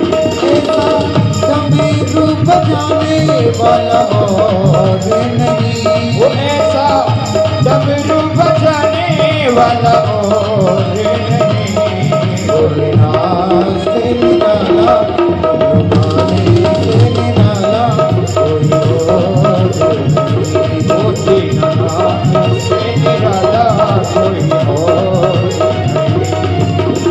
ओम नमः शिवाय, ओम नमः शिवाय, ओम नमः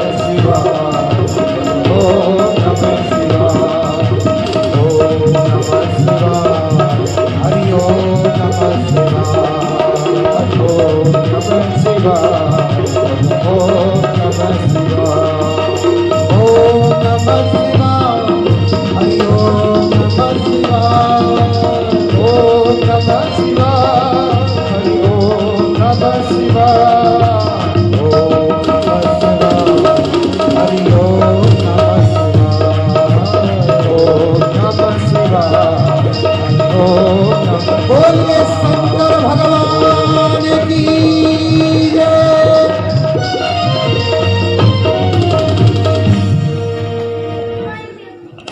यज्ञ की पूर्णाहुति हुई, भोलेनाथ प्रसन्न हो गए।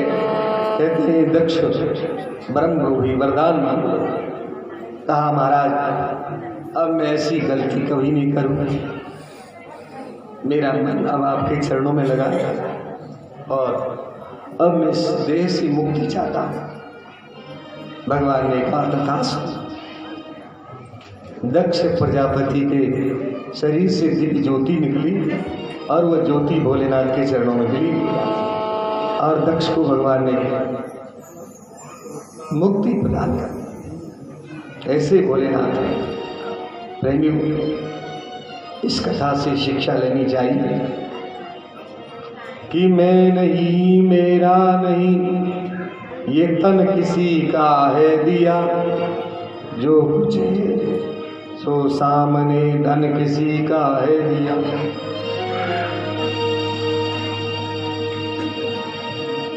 मैं और मेरो सब कुछ तेरो, प्रभु तेरे और मेरा जो कुछ है सब आपका है। ना कुछ किया, ना कर सकूं, ना कुछ करने योग, जो कुछ किया प्रभु आपने, आप ही करने योग। सबे अंग गुणहीन हूँ, ताको यतन न कोई, एक किशोरी कृपा, जो कुछ हो सो। जो प्राप्त हुआ है वो उनकी कृपा से, जो प्राप्त होगा वो उनकी कृपा से। फिर किस बात का? अभी हम आप कुछ देर पहले बता रहे थे, हम देख रहे थे उनकी कृपा से, बोल रहे थे उनकी कृपा से, सुन रहे थे उनकी कृपा से, एक सांस भी ले रहे थे उनकी कृपा से। तो भगवान की कृपा का एहसास करते रहना चाहिए। वो हर समय हमारे ऊपर कृपा बनाए।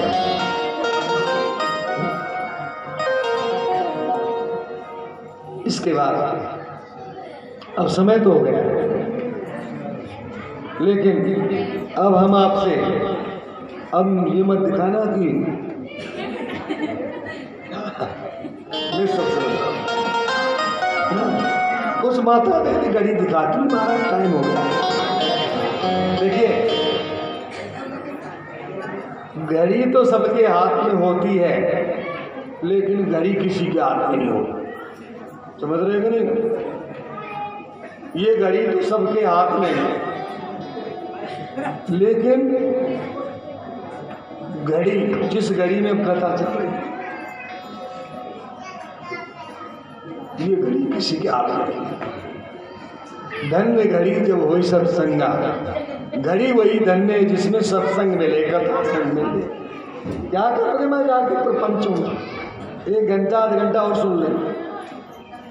इस घड़ी की बात क्या हमको ये तो हटा ले जाएगी। हम लोग कोई किराए का टिकट तो थोड़ी है। हाँ, ऐसे 2 घंटा 3 घंटा हो। अरे जब तक मौज हो, जब तक सुनो, मौज हो जब तक कहो। तो प्रेमियों, जिंदगी जब तक रहेगी, फुर्सत न होगी काम से, कुछ समय ऐसा निकालो कि प्रेम कर लो राम से। धन्य घड़ी जब वही सत्संग, घड़ी वही कहते हैं जिसमें सत्संग सुनने को मिले, कथा सुनने को, जीवन यूं ही निकल जाता है। प्रेम। इसके बाद अनसुईया जी की पावन कथा आती है। ये ब्रह्माणी, लक्ष्मी और सावित्री, ये पार्वती, लक्ष्मी और ब्रह्माणी, इन तीनों के मन में अहम हो गया था। इनका अहम दूर करने के लिए भगवान ने ये लीला की। नारद जी ने इनके अंदर प्रसोद की ज्वाला भरा कि आपसे बड़ी श्रेष्ठ पतिव्रता है, अनसुईया। अब अनसुईया जी के पति और धर्म को नष्ट करने के लिए ब्रह्मा जी और विष्णु जी और भोलेनाथ के लिए भेजा। ये कथा बिल्कुल संक्षेप में बता रहा है, यद्यपि मैं इस कथा में 1 घंटा लेता हूँ, अब इसको 10 मिनट में कह रहा है, फिर ध्रुव चरित्र को भी 15 मिनट में कह रहा है। आज मुझे बहुत दूर तक जाना चाहिए था, अब हम कथाओं में महाराज ऐसे घुस जाते हैं, निकल ही नहीं पाते। ये हमारी ऐसी आदत है, छलांग लगाना नहीं जानता, और जैसे जाते भी हैं तो कष्ट सा होता है, अरे ये भी कहना चाहिए था, ये भी तो कहना चाहिए, ये भी चाहिए।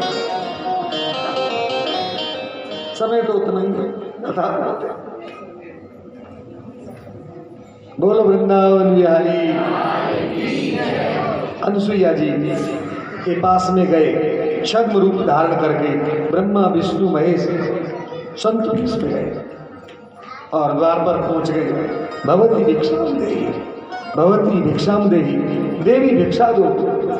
अनसुईया जी ने देखा कोई संत है। अनसुईया बोली, क्या है? मोबाइलों को बंद कर दो। हाँ भाई, कितना बज रहा हो? तो अनसुईया जी कहती है, कहो भगवान आपको क्या चाहिए? तो तीनों महात्मा ब्रह्मा विष्णु महेश ने कहा, देवी हम आपके पास में कुछ याचना करने के लिए आए हैं, लेकिन जो निर्वस्त्र होकर के हमें भिक्षा देता है उसके हाथ में हम भिक्षा दें। निर्वस्त्र का मतलब क्या है? जिसने अहंकार का वस्त्र धारण कर रखा हो, उसके हाथ से किए हुए दान को भगवान स्वीकार करते हैं। दान करने से पहले अपने अहंकार के वस्त्र को उतार के फेंक देना चाहिए। निर्वस्त्र का मतलब यही है, निराभिमान होकर के दान करना। अभिमान से युक्त नहीं, अभिमान से मुक्त। अनसुईया जी तो पहले से ही निराभिमान है। अनसुईया का मतलब क्या है? अनसूया, जिसके अंदर असूय भाव ना हो, जो कभी किसी का अनिहित न सोचे, न किसी का हित करे, जो किसी से द्वेष न करे, वह अनसूया है, जिसके अंदर असूय भाव ना हो। अनसुईया जी ने कहा, महाराज जैसे आप मैं वैसे दूंगी। अनसुईया जी कमंडल लेके आए, हाथ में जल लिया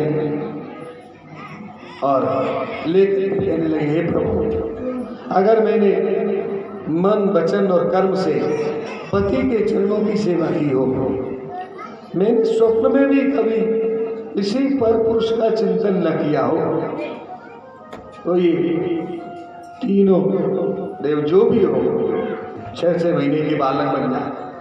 महाराज शंकर में शक्ति होती है, जो चींटे लगाए तीनों देव 6 महीने के बालक बन गए। बोली अनसुईया मैया,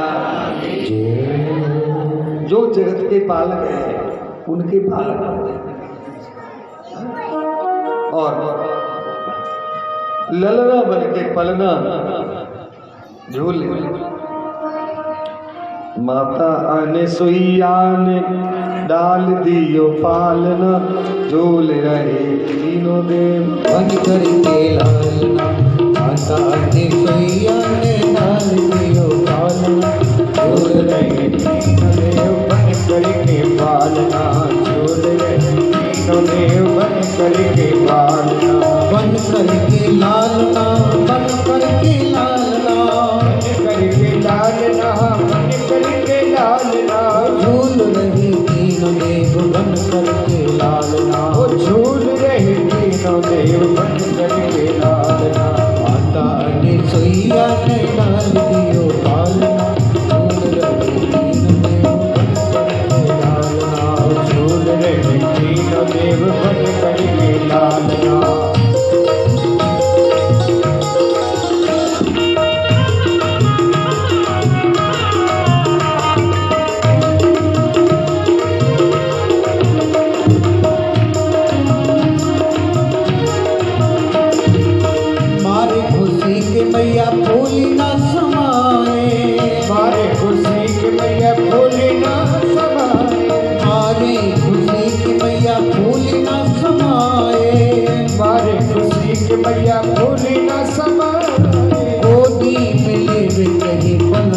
झुलाए, गोदी में कहीं पलना झुलाए। आज मेरे भाग्य की ठोकर सलामना, आज मेरे भाग्य की ठोकर सलामना। छोड़ रही दीन देव बन करके लालना, छोड़ रही दीन देव बन करके लालना, छोड़ रही दीन देव बन करके लालना, छोड़ रही दीन देव बन करके लालना।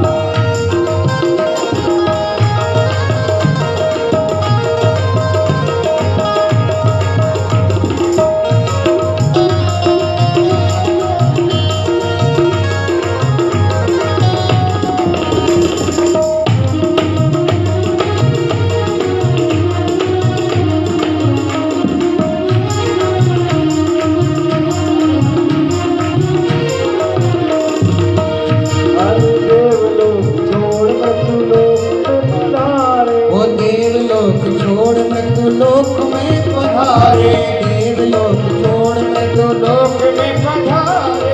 ऋषियों की कुटिया में करके गुजारे,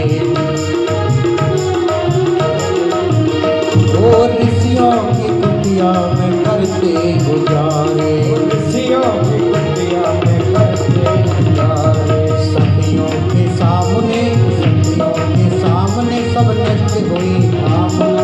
झूल रहे दीन देव बन करके लालना, झूल रहे दीन देव बन करके लालना।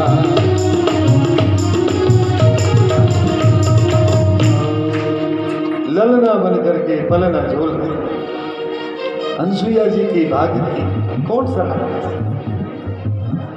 बड़े बड़े महात्मा योगेंद्र मुनि जितेंद्र, जिनका ध्यान करके हार जाते हैं, ध्यान में नहीं आते हैं, आज मैया अनसुईया जी के यहाँ पुत्र बनकर पलना।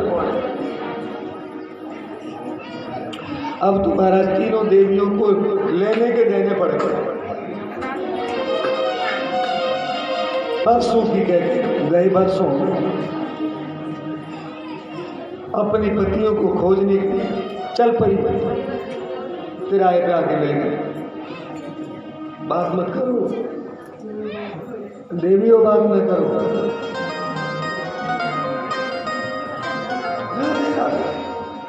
राधे हाँ, क्या कह रहे हैं? कहाँ चल रही थी?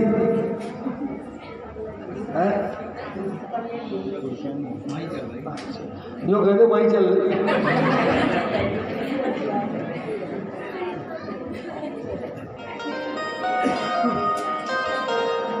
अनसुईया जी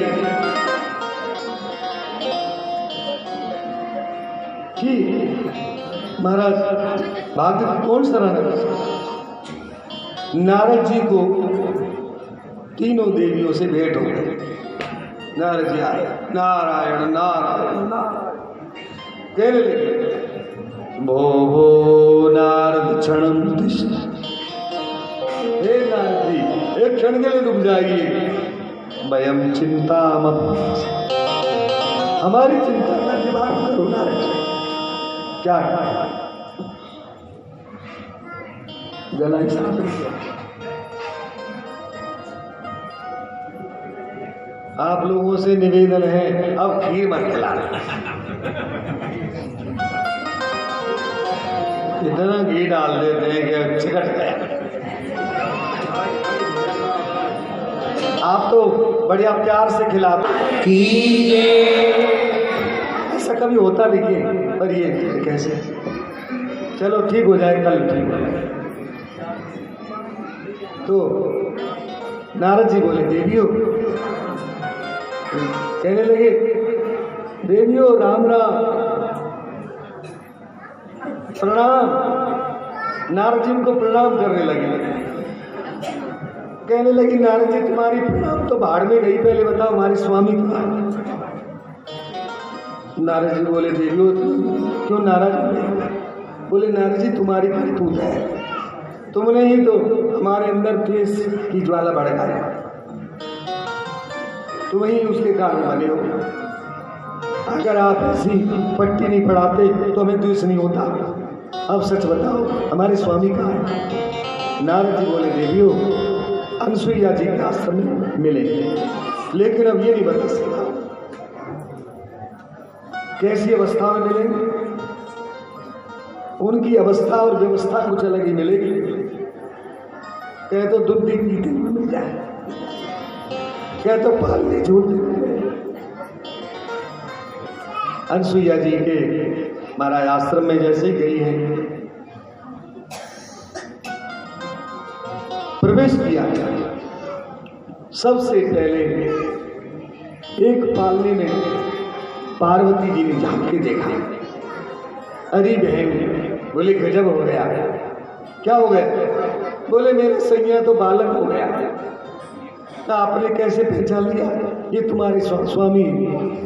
बहन, समुद्र मंथन से जो विष निकला देवताओं ने मेरे स्वामी को पिलाया, तो विष को मेरे स्वामी ने गले में धारण कर लिया, तो विष के प्रभाव से मेरे स्वामी का गला नीला पड़ गया। सिद्ध होता है मेरे स्वामी। दूसरे पल्ले में झांक कर देखा, लक्ष्मी बोली बहन ये मेरे स्वामी हैं। कहा तुमने कैसे जान लिया? कहा मेरे स्वामी के वक्षस्थल पर भृगु ऋषि का चरण चिन्ह अंकित था।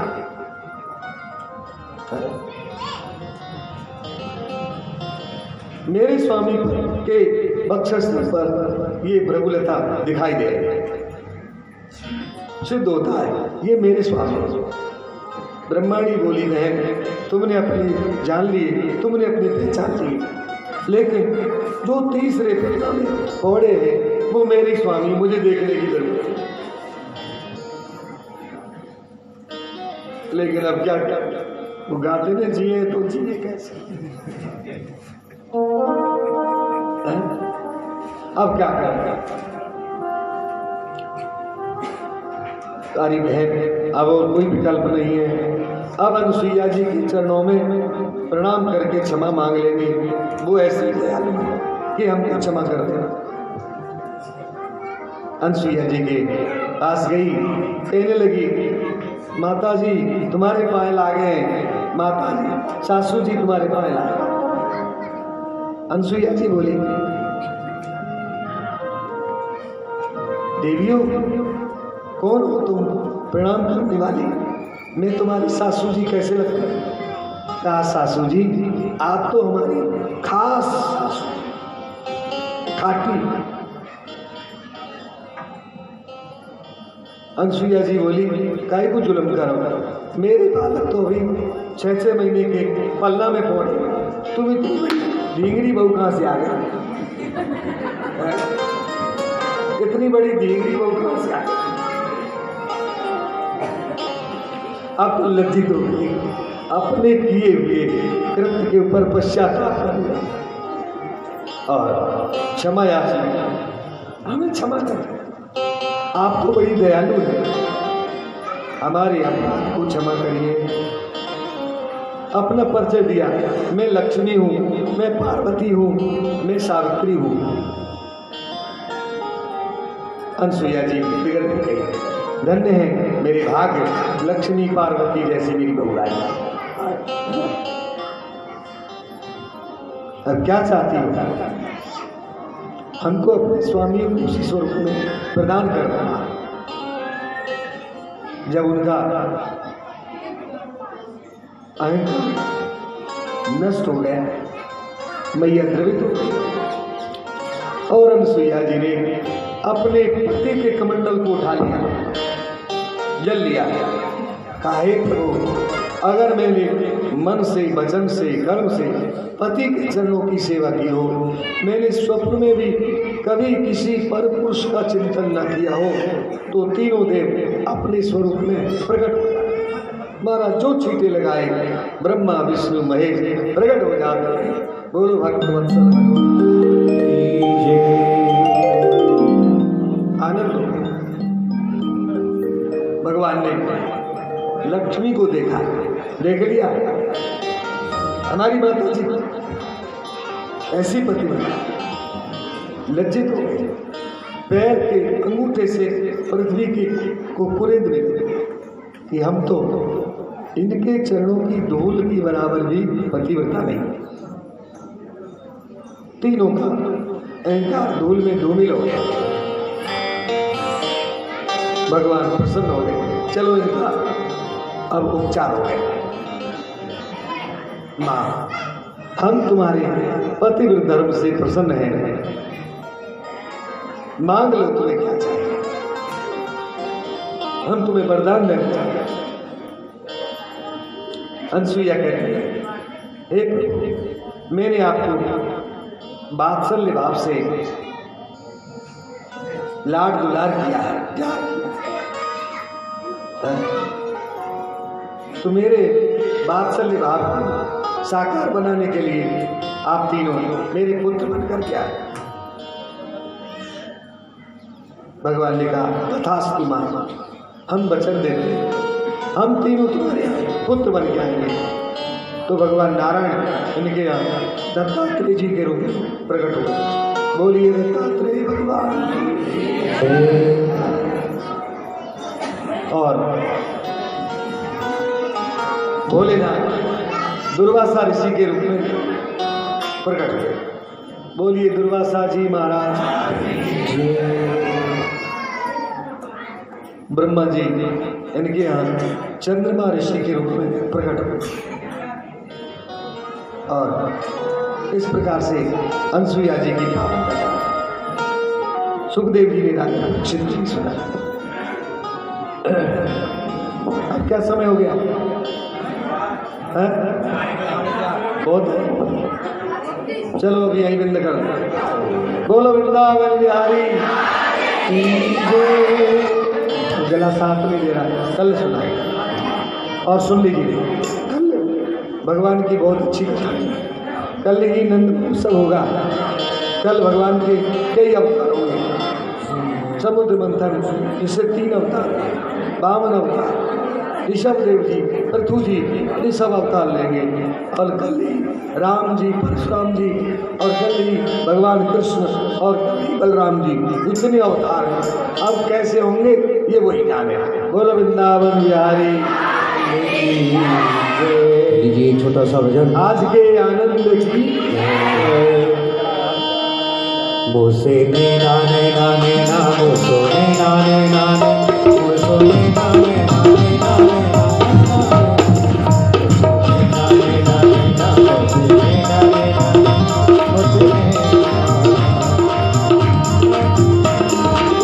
बंसी बजाए गयो श्यामली बोसो नैना मिलाए।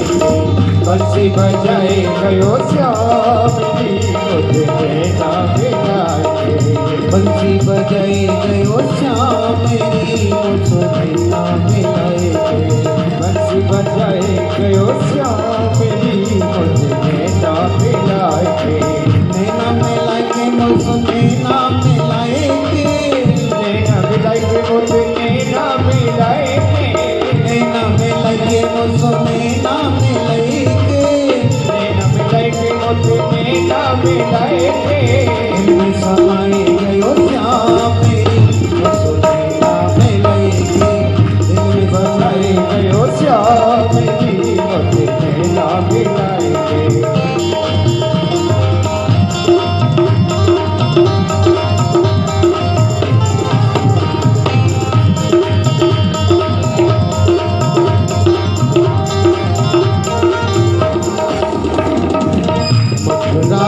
वृंदावन आयो, मथुरा से वृंदावन आयो।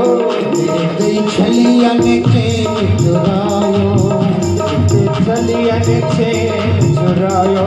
मथुरा से वृंदावन आयो, मथुरा से वृंदावन आयो। दे छलिया ने चैन चुरायो, दे छलिया ने चैन चुरायो। मेरी निंदिया उड़ाए गयो श्यामली बोसो नैना मिलाए। बंसी बजाए गयो श्यामली बोसो नैना मिलाए। बंसी बजाए गयो श्यामली बोसो नैना मिलाए।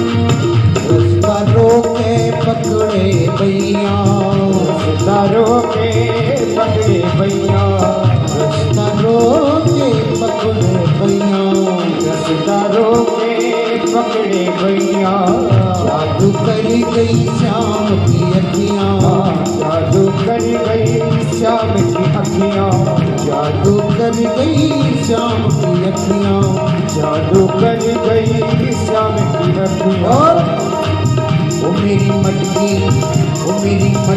गिराए गई और श्याम की वो तो तेरा मिलाए बच्ची बजाए गयो श्याम की वो तेरा मिलाए।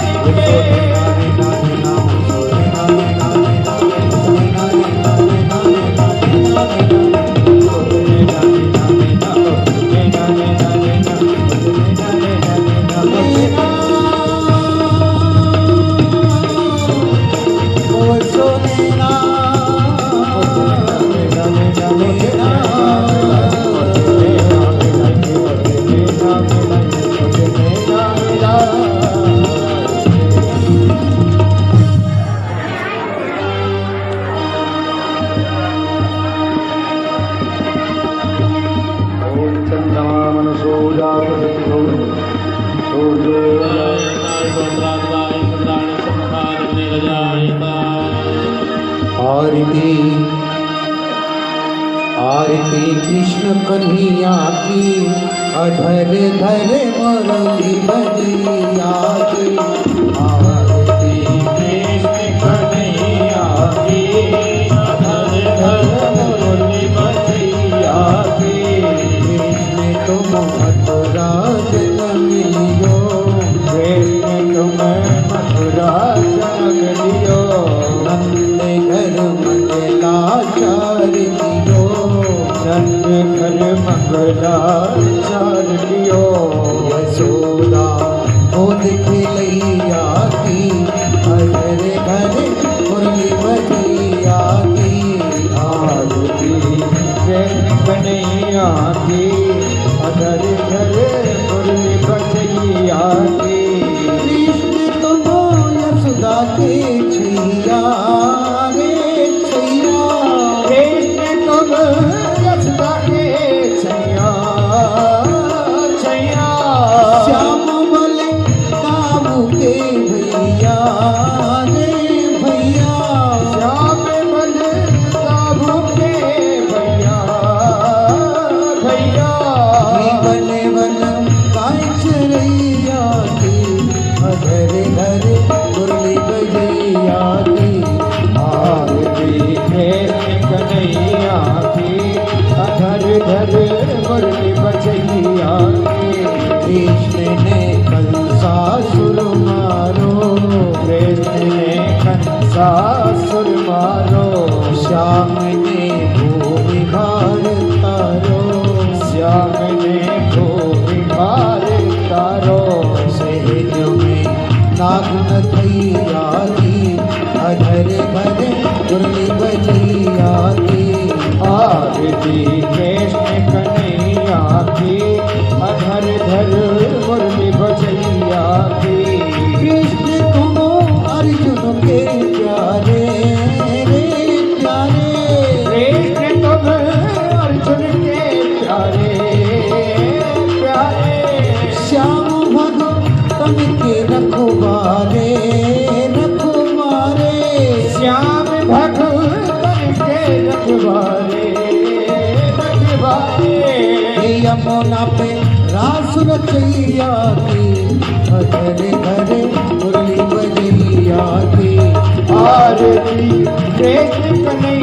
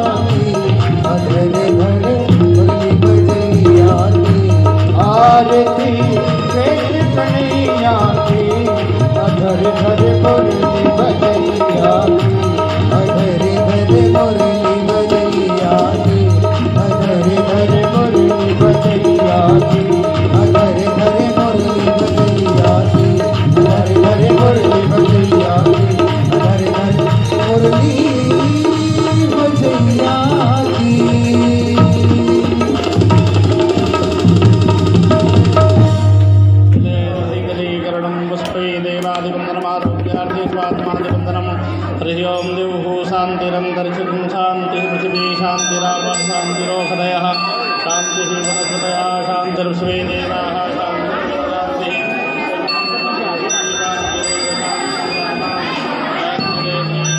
ॐ जगनेन जन्मयदन्तदेवास्तानि धर्माणि प्रथमान्याषण्डा देहनाकं महिमानः सिदन्त यत्र पूर्वे साध्याः